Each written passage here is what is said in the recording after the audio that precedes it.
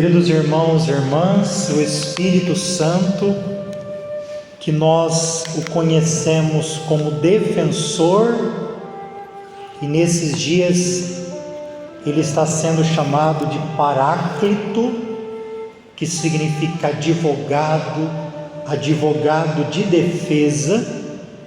No Evangelho de hoje, o Espírito Santo é um acusador.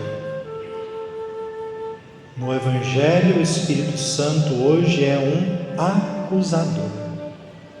Primeira leitura de hoje, continuando lendo o livro dos Atos dos Apóstolos, nós estamos aqui nos Atos ouvindo como que foi a reação dos missionários Paulo e Silas na comunidade dos Filipenses. Inclusive São Paulo tem uma carta dedicada aos Filipenses.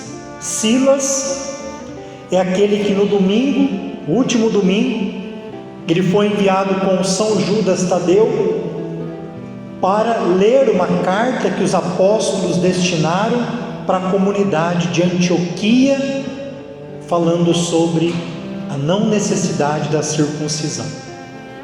E olha que grande desafio passa Paulo e Silas hoje. Passaram as torturas de Jesus. Os dois foram açoitados com varas, ou seja, ficaram muito machucados. Foram lançados na prisão, como também a gente vai ver São Pedro na prisão, no livro dos Atos dos Apóstolos. Prenderam os pés desses dois. Tudo isso diante da lógica humana. Bateram neles, prenderam, amarraram-nos com correntes.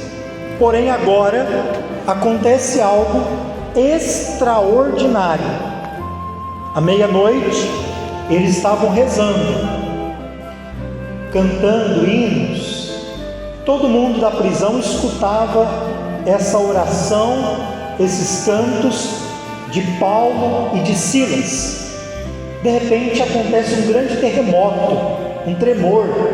Quando Jesus estava na cruz também, teve um terremoto também, um tremor, e foi tão violento que a prisão sacudiu toda.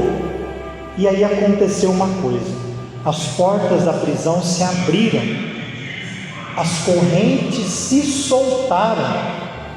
O carcereiro, quando acordou e viu aquilo, ele tentou suicídio, porque ele sabia que ele iria ser morto.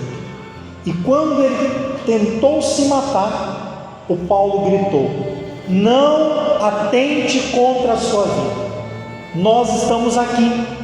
E aí ele foi até o fundo da prisão e viu que eles não tinham fugido, mesmo as portas abertas. Agora começa um outro processo na vida do carcereiro. Ele faz uma pergunta. Olha a pergunta do carcereiro: senhores, Paulo e Silas, o que eu devo fazer para me salvar? Olha que pergunta, né? Será que nos dias de hoje alguém ainda, ou nós nos perguntamos, como eu devo me salvar? Às vezes eu converso com pessoas, né? Às vezes liga para a gente, falando de pessoas com dificuldade. Padre, a pessoa está assim, está com depressão. Padre, a pessoa está querendo ir em um centro, está querendo fazer isso, fazer aquilo. E aí a gente pergunta: ela tem ido à missa? Não, não vai faz tempo. E aí a gente vai pensando, né? A pessoa não vai buscar Deus na Santa Missa, aquilo mais sagrado que Deus nos deixou. Nem sei se às vezes tem uma vida de oração, e de repente as coisas apertam, a gente quer que o milagre aconteça, né? A gente vive a vida toda longe, longe, longe, e aí quando dá uma apertadinha, a gente quer o milagre de qualquer jeito. O milagre tem jeito, o milagre tem caminho, não é de qualquer jeito.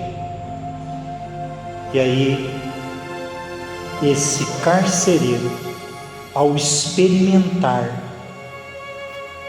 tudo isso que aconteceu, ele pergunta: o que eu devo fazer para ser salvo?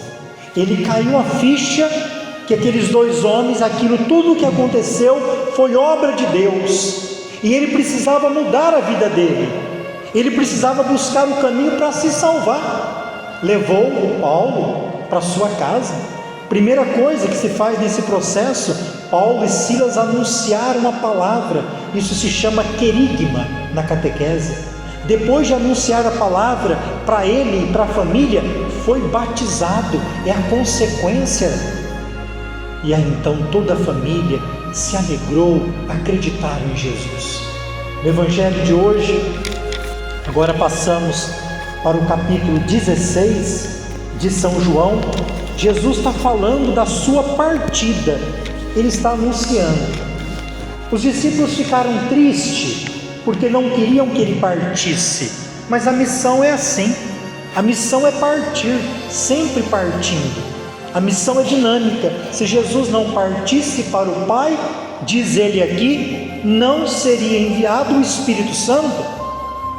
É o que nós vamos celebrar domingo, a ascensão do Senhor, que sobe ao céu, ou que volta para junto do Pai.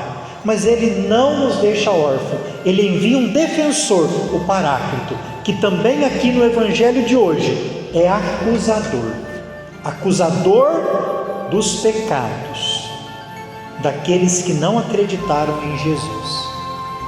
Então, não acreditar em Jesus, aqui é mostrado como um pecado.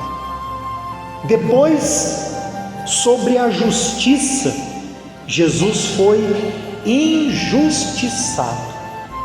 Ao voltar para o Pai, toda justiça será feita. O acusador fará. E a terceira coisa, o julgamento. O julgamento, porque o chefe deste mundo já está condenado. O chefe desse mundo já está condenado, que é o diabo.